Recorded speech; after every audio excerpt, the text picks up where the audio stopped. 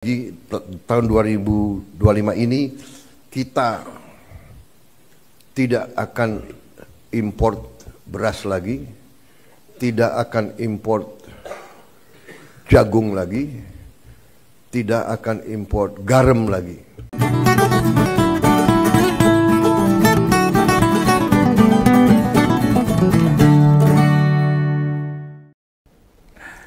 Sudah banyak bukti bagaimana inkonsistensi Pak Prabowo, presiden kita yang satu ini. Dari hari ini tadi sudah pada tahu kan apa yang dia sampaikan. Dia berencana mulai tahun ini kita tidak akan impor berbagai komoditas hasil pertanian.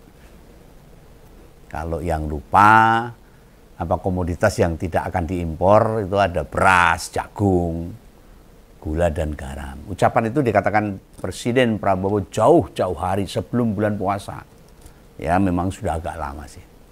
Kenapa video tadi tak sampaikan? Untuk membuktikan inkonsistensi omongan Pak Prabowo. Dan yang pengen tak tekankan ini. Belum lama ini sebelum perjalanan kunjungan ke Timur Tengah. Batasan-batasan kuota impor akan dihapuskan. Lalu bagaimana nasib 4 komoditas pertanian tadi? Akankah bisa bertahan untuk tidak impor? Benarkah 4 hasil pertanian tadi masih bisa mengandalkan dari hasil dalam negeri?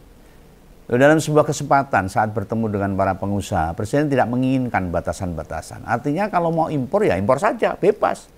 Orang usah kakean praktek-praktek. Kagak perlu banyak aturan katanya. Maunya Prabowo, aturan itu malah menyulitkan. Kan Begawan tadi mikir ini Begawan ini. Lalu nggak ada aturan wae sih dilanggar, gimana peraturan teknis atau praktek mau dihilangkan? Kan kita mikir dong, ini negara apa ini? Isine preman tok sing tanpa aturan. Nek begitu niat kuat Presiden buat sembada pangan khususnya 4 produk tadi ya bubar jalan, nggak akan terbukti. Itu memang prediksi sampai sekarang masih belum dilanggar. Tapi sekuat apa petani-petani kita menghadapi gempuran barang dari luar negeri, hasil impor? Sehebat apa sih rasa nasionalisme rakyat tidak tergiur sama barang-barang impor? Apa importir tidak akan gerojok negara kita, termasuk 4 komoditas pertanian tadi? Padahal kita tahu, yang namanya beras, gula, dan garam, setiap rumah itu butuh, kebutuhan pokok itu. Jangan dikira beras, jagung, gula, sampai garam orang iso impor. Bisa. Orang Indonesia pasti nggak bisa. Hah? Semua bisa dipalsukan. Semua bisa didelak-delik. Ya. Wong sesuatu yang dilarang saja bisa dijalani kalau di Indonesia. Nyelundup, meneng-menengan, memasukkan barang tanpa ketangkep. Ya karena kaum kalingkong sama pejabat-pejabat terkait bisa terjadi di Indonesia. Itu aja bisa. Apalagi ini wis dibebaskan, dibuka biak. Di swalayan banyak kok yang impor. Korek wae impor tuh, korek api tuh, baju mainan anak, peralatan sekolah dan lain sebagainya. Nek dudu soko Cina emang dari mana lagi? Apa sih di luar negara Cina ya hanya harganya lumayan mahal. Hanya Cina yang murah. Cina mau digetingi atau dianyeli, kita harus belajar dari mereka. Bisa bener ngebuat sebuah barang lebih murah kan mereka dibandingkan barang yang sama yang dihasilkan rakyat kita. Rumus kehidupan kok kaya ora gitu. Dan ingat ini bukan perkara Begawan geting atau memusuhi Cina dalam arti etnis, bukan. Saya tidak memusuhi. Saya bukan sara. Kudu tak sebutkan sih. Nanti nek gak tak jelaskan pada salah paham, keliru tafsir. Dosaku malah tambah. Bagi etnis Tiongkok yang memang WNI tidak ada urusannya sama penyebutan Cina di ngompol sekarang ini, gak ada. Sebab kita lagi ngupas menguji apa yang disampaikan sama Presiden.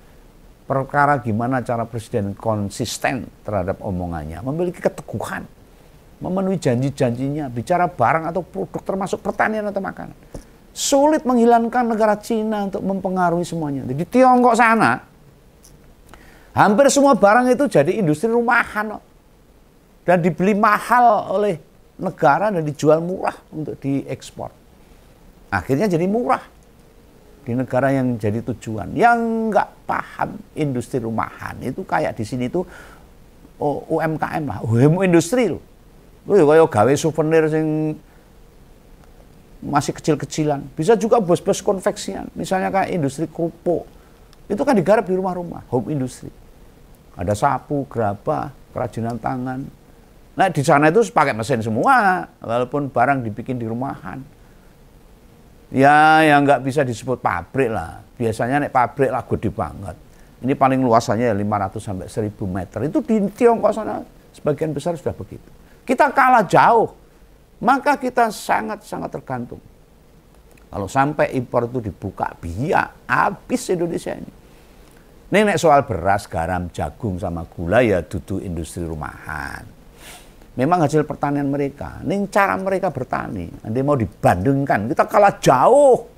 Silahkan dicek di beragam channel YouTube. Banyak banget yang memperlihatkan betapa canggihnya pertanian mereka. Bukan sekedar dari benih, peralatan pendukung, pupuk-pupuknya, hasil kualitasnya, dan lain sebagainya. Bahkan pasir, apa namanya itu, tempat-tempat yang sangat panas seperti padang pasir pun sekarang di Cina bisa ditanami itu, meniru cara-cara Israel. Bahwa kue masuk kategori impor barang-barang yang dari Cina itu, begitu dijual di sini, wah pasti lebih murah. Bener nggak? Coba pikir secara normal. Kok bisa begitu? Caranya seperti apa? Apa faktor yang membuat negara Tiongkok mampu membombardir negara lain dengan berbagai produk dengan harga yang sangat murah? Sebab di negara mereka banyak kemudahan-kemudahan. Pajak yang dikenakan ya rendah, bahkan mendapatkan subsidi, bahkan mendapatkan modal, bahkan dibantu. Ada pembinaan dari pemerintah ke petani. Selain dibimbing, dikasih bantuan pelatihan, dipermudah pula proses ekspornya. Kan jauh banget itu. Beda sama rakyat kita. Justru masyarakat yang punya ide cemerlang malah ditangkap. Dipersulit. Apalagi sing keringangan, lagi mulai usaha, lagi beripik-beripik. Jangan harap deh dibantu sama pemerintah. Perkara modal saja kita mesti mengagunkan ke bank biar dapat pinjaman dengan sertifikat STNK, BPKB. Dan apa yang ada di atas dirampok sama pejabat-pejabat. Rakyat rekoso, maka kita tidak bisa bersaing. Rakyat tidak bisa bersaing untuk dalam usaha karena memang pejabat-pejabat kita mempersulit. Dan tidak punya kepedulian untuk mengangkat harkat hidup masyarakat kita. Mereka hanya pengen enaknya saja. Naik pesawat jet pribadi, foya-foya dan sebagainya. Nari-nari di atas penderitaan rakyat. Coba pikirkan, lucu nggak tuh? Kita buka usaha itu kan buat dapat duit, biar mendapatkan kita naik pendapatan kita. Biar misalnya beli TV atau kendaraan baru. Baru mau mulai usaha tuh TV, STNK motor dijadikan barang jaminan, aneh itu. Ditambah sekarang ini beneran lagi lesu-lesunya ekonomi. Yang disalahkan mau setuju apa enggak, dibanding zaman COVID, kayak lebih parah sekarang ini. Dengan kondisi-kondisi yang ada. Dan ditambah kebijakan pemerintah enggak melindungi usaha rakyat. Apakah kira-kira petani jagung, beras, gula, hingga garam masih bertahan? Oh ini pejabat-pejabat ini otaknya sudah enggak jalan.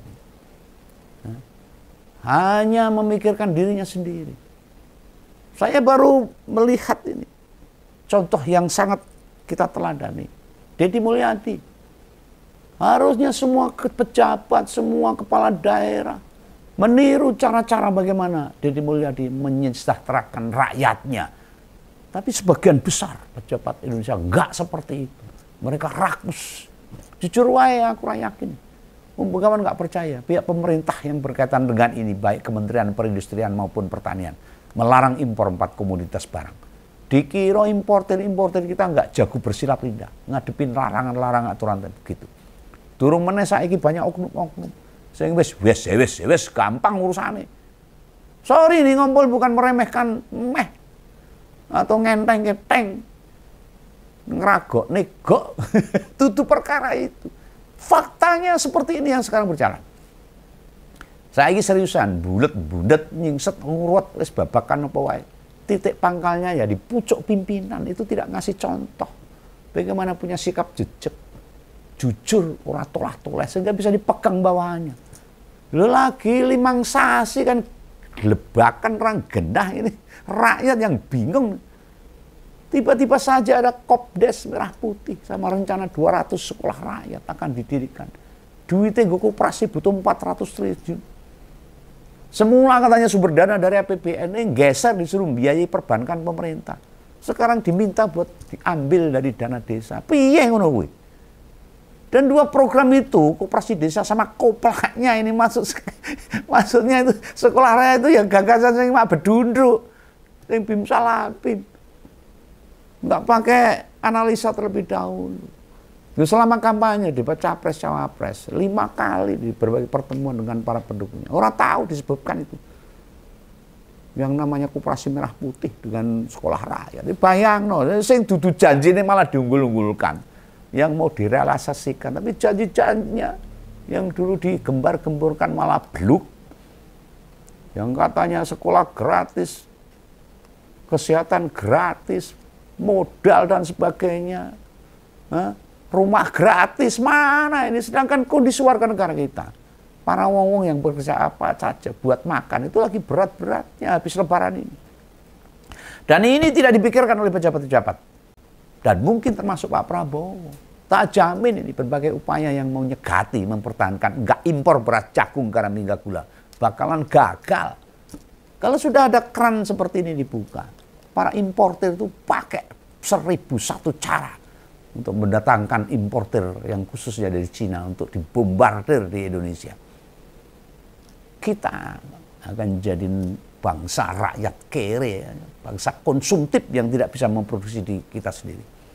Mencintai produk negara kita akan habis nanti.